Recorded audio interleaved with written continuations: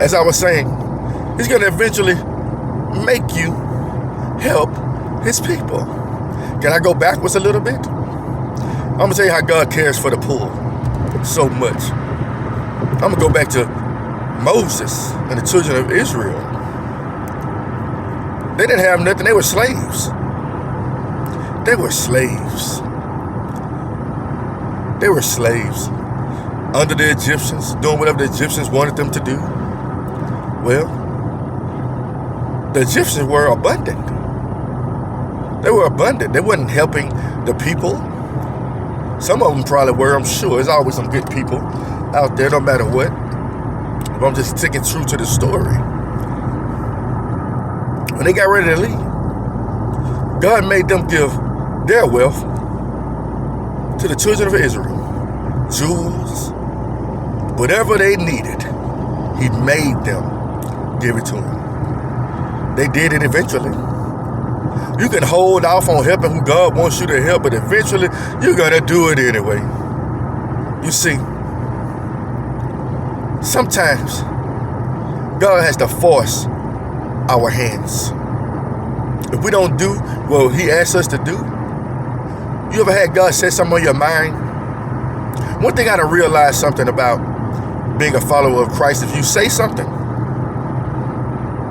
as a follower of Christ, let me break this down. If you say something as the follower of Christ, you're gonna do it.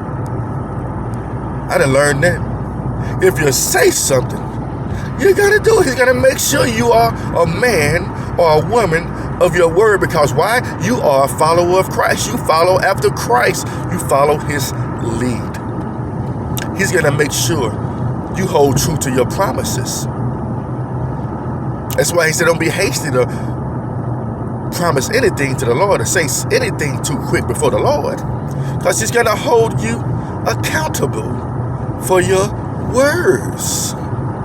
What's the deadliest poison in the world? The tongue. He's going to make you do it. You understand? You promise people things, you're going to do it. You're going to do it. You're going to do it.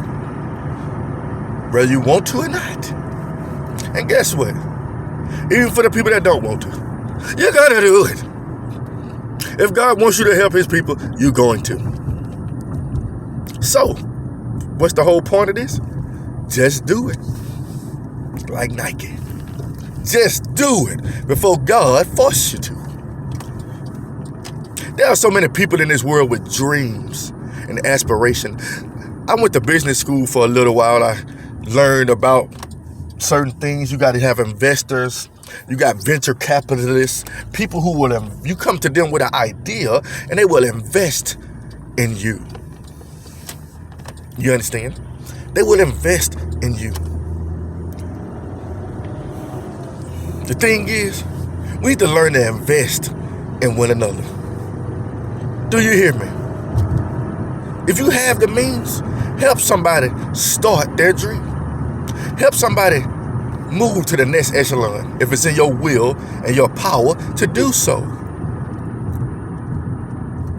People will talk to people, be like, man, they got a good mind on their shoulder. They got good ideas, but he's just going to have to work for it. He's just going to have to work for it. He's pretty smart, but he's going to have to work for it. Maybe God's bringing that idea to you through him for a reason, or through her for a reason, for you to invest in them. Invest in them. Just think about it. The world would be so much of a better place if people just invested in others. That's what the Bible is all about. Love your neighbor as yourself. Invest in one another. Help one another. If your brother and sister are desperate, feed them. I always give this example. You know, we as people,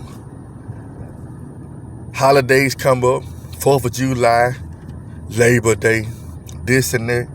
We are so quick to call people who already got stuff to the party.